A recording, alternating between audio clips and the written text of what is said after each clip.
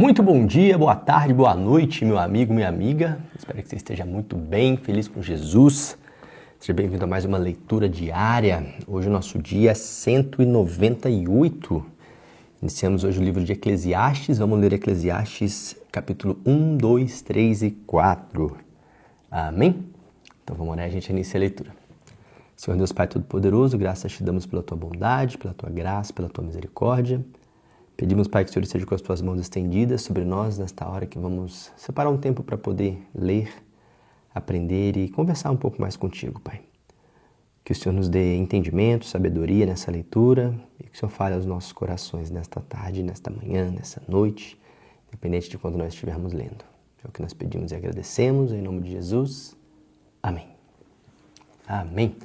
Eclesiastes 1, assim diz a palavra do Senhor. As palavras do mestre, filho de Davi, rei em Jerusalém. Que grande inutilidade, diz o mestre. Que grande inutilidade, nada faz sentido. O que o coração ganha com todo o seu trabalho, em que tanto se esforça debaixo do sol? Gerações vêm, gerações vão, mas a terra permanece para sempre. O sol se levanta e o sol se põe, e depressa volta ao lugar que se levanta. O vento sopra para o sul e vira para o norte, dá voltas e voltas, seguindo sempre o seu curso. Todos os rios vão para o mar, contudo, o mar nunca se enche. Ainda que sempre corram para lá voltam a correr. Todas as coisas trazem canseira. O homem não é capaz de descrevê-las, os olhos nunca se saciam de ver, nem os ouvidos de ouvir. O que foi tornará a ser, e o que foi feito se fará novamente. Não há nada novo debaixo do sol. Haverá algo que se possa dizer, veja, isto é novo. Não, já existiu há muito tempo, bem antes da nossa época. Ninguém se lembra dos que viveram na antiguidade, e aqueles que ainda virão. Tampouco serão lembrados pelos que vierem depois deles. Eu, mestre, fui rei de Israel, em Jerusalém. Dediquei-me a investigar e a usar a sabedoria para explorar tudo o que é feito debaixo do céu. Que fardo pesado Deus pôs sobre os homens. Tenho visto tudo o que é feito debaixo do sol. Tudo é inútil, é correr atrás do vento. O que é torto não pode ser endireitado. O que está faltando não pode ser contado. Fiquei pensando, eu me tornei famoso e ultrapassei em sabedoria todos os que governaram Jerusalém antes de mim.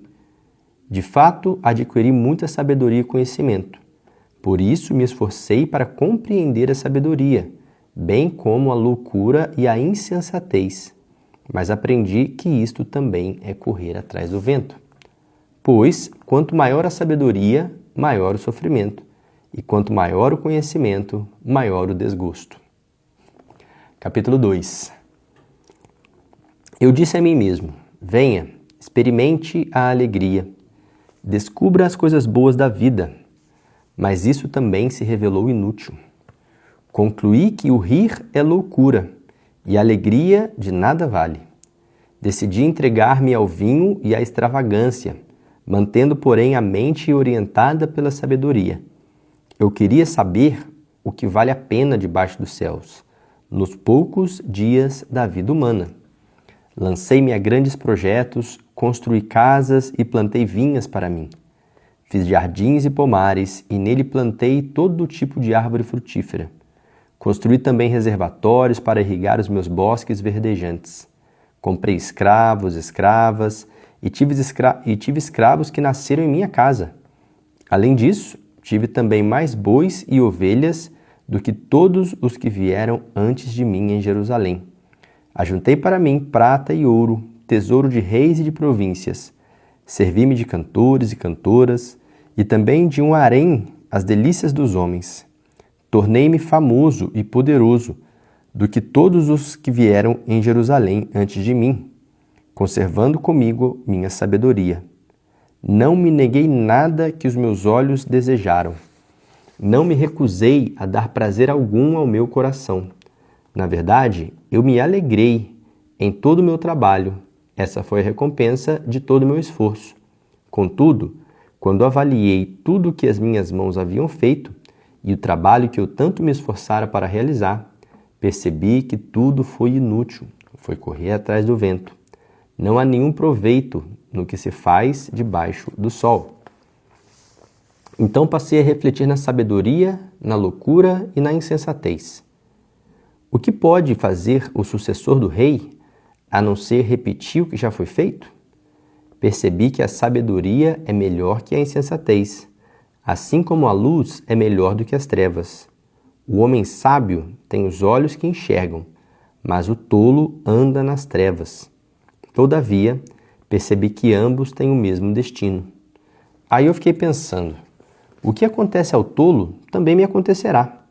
Que proveito eu tive em ser sábio? Então eu disse a mim mesmo, isso não faz o menor sentido. Nem o sábio, nem o tolo serão lembrados para sempre. Nos dias futuros, ambos serão esquecidos. Como pode o sábio morrer como um tolo morre? Por isso, desprezei a vida, pois o trabalho que se faz debaixo do sol pareceu-me muito pesado. Tudo era inútil, era correr atrás do vento. Desprezei todas as coisas pelas quais eu tanto me esforçara debaixo do sol, pois terei que deixá-las para aquele que me suceder. E quem pode dizer se ele será sábio ou tolo? Todavia, terá domínio sobre tudo que eu realizei, com o meu trabalho e com a minha sabedoria debaixo do sol. Isso também não faz sentido. Cheguei ao ponto de me desprezar por todo o trabalho, no qual com tanto me esforcei debaixo do sol. Pois um homem pode realizar o seu trabalho com sabedoria, conhecimento e habilidade, mas terá que deixar tudo que possui como herança para alguém que não se esforçou por aquilo. Isso também é um absurdo, é uma grande injustiça. Que proveito tem um homem de todo esse esforço e de toda a ansiedade com que trabalha debaixo do sol? Durante toda a sua vida, seu trabalho é pura dor e tristeza. Mesmo à noite, a sua mente não descansa. Isso também é um absurdo. Para homem, não existe nada melhor do que comer, beber e encontrar prazer no seu trabalho. Eu vi que isso também vem da mão de Deus. E quem aproveitou melhor as comidas e os prazeres do que eu? Ao homem que o agrada, Deus dá sabedoria, conhecimento e felicidade. Quanto ao pecador, Deus o encarrega de ajuntar e armazenar riquezas para entregá-las a quem o agrada. Isso também é inútil, é correr atrás do vento. E Salomão, coitado. Capítulo 3. Para tudo há uma ocasião certa. Há um tempo certo para cada propósito debaixo do céu. Tempo de nascer e tempo de morrer. Tempo de plantar e tempo de arrancar o que se plantou. Tempo de matar e tempo de curar. Tempo de derrubar e tempo de construir. Tempo de chorar e tempo de rir. Tempo de prantear e tempo de dançar. Tempo de espalhar pedras e tempo de ajuntá-las. Tempo de abraçar e tempo de se conter. Tempo de procurar e tempo de desistir. Tempo de guardar e tempo de jogar fora. Tempo de rasgar e tempo de costurar. Tempo de se calar e tempo de falar. Tempo de amar e tempo de odiar. Tempo de lutar e tempo de viver em paz. O que ganha o trabalhador com todo o seu esforço? Tendo visto o fardo que Deus impôs aos homens, ele fez tudo apropriado ao seu tempo.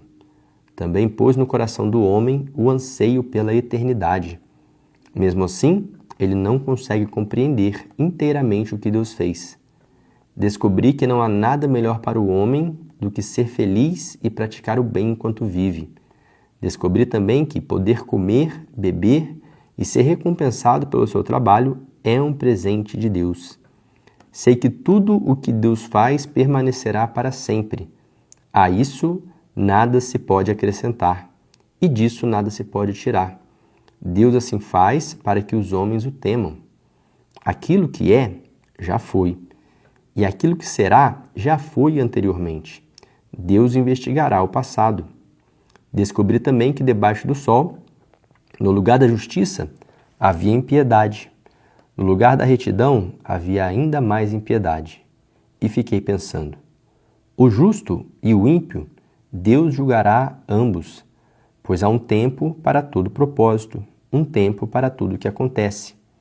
Também pensei: Deus prova os homens para que vejam como são como os animais. O destino do homem é o mesmo do animal, o mesmo destino os aguarda. Assim como morre um, também morre o outro. Todos têm o mesmo fôlego de vida. O homem não tem vantagem alguma sobre o animal. Nada faz sentido. Todos vão para o mesmo lugar.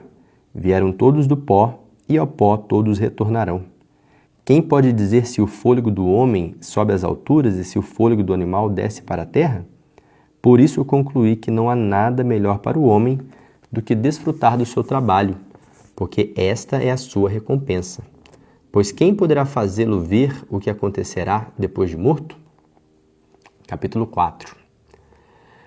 De novo, olhei e vi toda a opressão que ocorre debaixo do sol. Vi as lágrimas dos oprimidos, mas não há quem os console. O poder está do lado dos seus opressores, e não há quem os console.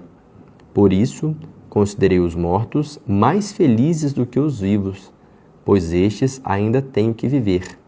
No entanto, melhor do que ambos é aquele que ainda não nasceu, que não viu o mal que se faz debaixo do sol. Descobri que todo trabalho e toda realização surgem da competição que existe entre as pessoas, mas isso também é absurdo, é correr atrás do vento. O tolo cruza os braços e destrói a própria vida. Melhor é ter um punhado com tranquilidade do que 2 punhados à custa de muito esforço e de correr atrás do vento. Descobri ainda outra situação absurda debaixo do sol. Havia um homem totalmente solitário. Não tinha filho nem irmão. Trabalhava sem parar.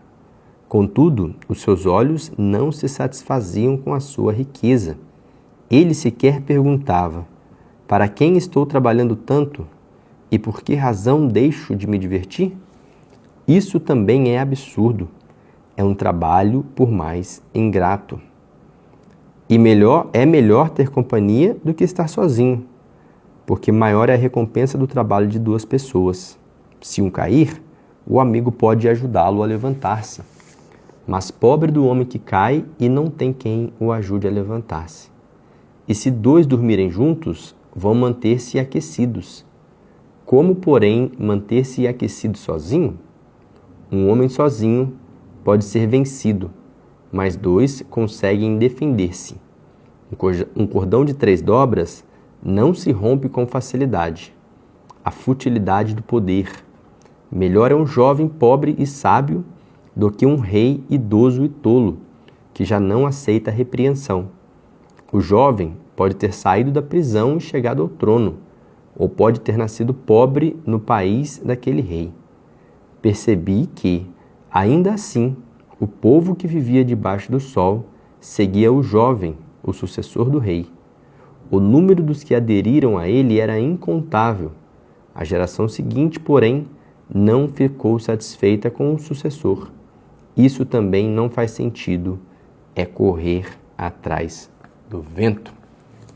Amém. Finalizamos a leitura de hoje. Salomão filosofou. Isso é muito bom, que ensina pra gente muitas lições. O Senhor é bom. Te vejo amanhã para mais um dia, mais uma leitura, e assim nós vamos até finalizarmos a Bíblia. Deus abençoe. Até amanhã.